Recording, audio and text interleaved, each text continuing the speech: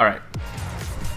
Let's talk about Sudzi and how he managed to bully me into doing more tech in 4.5 minutes flat. This is a true story. So this is at Rumble in the Prairie 11.5. This is a tournament hosted out of the University of Illinois Urbana-Champaign. It's put on by the DDR Illini Club. Shoutouts to Benpai and the crew there. Oh yeah, I forgot. This is like the start of the tournament, like in pools, so the capture card setup is not perfect yet. I might splice in the chart into the video so you can still see it. But some background on me at this point is that this is... When is this? This is 2019, end of 2019. At this point, I'm still kind of like primarily a stamina player. Like I do play tech a lot, but I would still identify primarily as a stamina player. So when it comes to executing tech, there's still a lot of things that I would opt to just double step. The beginning of this had a lot of 8th note crossovers that I choose to double step, and some other things coming up as well that I just opt out of doing the tech for. Whereas Sudzi, on the other hand, on player 2, is an incredible player, easily a top tier I2G player, and he opts to do every piece of tech. It doesn't matter if it's a quarter note crossover, or it doesn't matter how much movement there is or how complicated it is, like he will execute it as it's intended in the chart. Yeah, I do that thing completely wrong and he's just in on it. But it's the next song where things really go downhill for me. I talked about this in Omi's interview. I was pretty happy with this run. I finished with 9 non-fantastics, but then Sudzi flags it. That is a PR for me. That chart is not easy. It looks easy, but there's like the speed up that's variable. There's the speed change at the beginning. Crossovers into brackets plus like 30-second bursts. It's not a super straightforward chart. I was pretty happy with it. You can't be too mad about that kind of performance, even if it's a loss. Like, SG on that's pretty good. But yeah, Hitch Hiker2 is where it goes downhill, the second song. And it just comes down to, I don't know if I was sight reading this chart, but I may have only played it once. And there's something about double stepping things, right? If you do all of the turns and do all of the tech, then the chart tells you everything that you're needing to do, and all you have to do is execute it. You know what I mean? Whereas if there's a crossover coming up, or like a long crossover pattern coming up, and then you decide to double step it, what happens is you've kind of like now created this situation for yourself where you're kind of tangled, and you have to kind of find out how to get yourself out of this situation. Whereas if you just had a crossover and you did the turns, sometimes the crossover will spin you one way, and then as long as you keep doing the turn, it'll spin you back.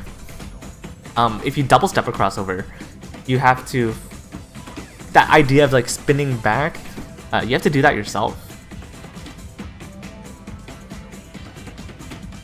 But Sudzi does everything, so he never ends up in that situation. You just follow the chart and just let it work. I think at this point there are some things that I double stepped, but it gets particularly bad at the end where that idea of double stepping things more just becomes unsustainable, because here there's swing, side switch, and I just pick up excellence every time there's a side switch. I think I eventually hit a mine. Yeah, hit the mine there. It's rough, whereas Sudzi is doing the tech the whole time and has no issues with it. Fun fact, I think the first song of the tournament was Hitch Hiker2, played by Sudzi, and he quadded it. So I was already going into this match playing a song against Sudzi that he had already quadded. I mean, that was easily his protect. So yeah, pretty brutal match for me.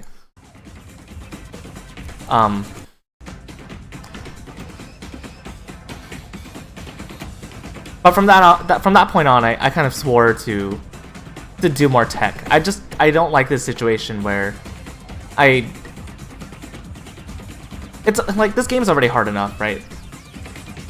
having to double step things and then try to figure out how to get yourself out of those situations just adds an additional layer of complexity to this puzzle of a game that's just like already hard enough as it is. So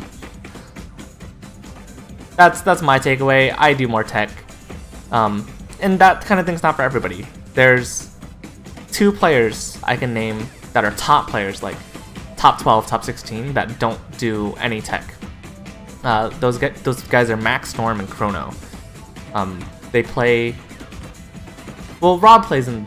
Max Storm plays in socks, but Chrono can actually play in shoes, and they choose to double step everything. They don't do any turns, and that works for them, and they've practiced around that, and that idea of double stepping things and learning how to get out of those situations, they've practiced for it, and they're good at it.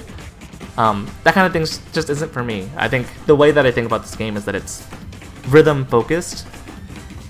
I want to think about the rhythms first and foremost, and then let my body kind of move to accommodate for those rhythms. And the less things that I have to think about, the better. It turns out that paying attention to the chart and just letting the chart tell you where to move just makes that a much easier situation. So yeah, shoutouts to Sudzi. You bullied me.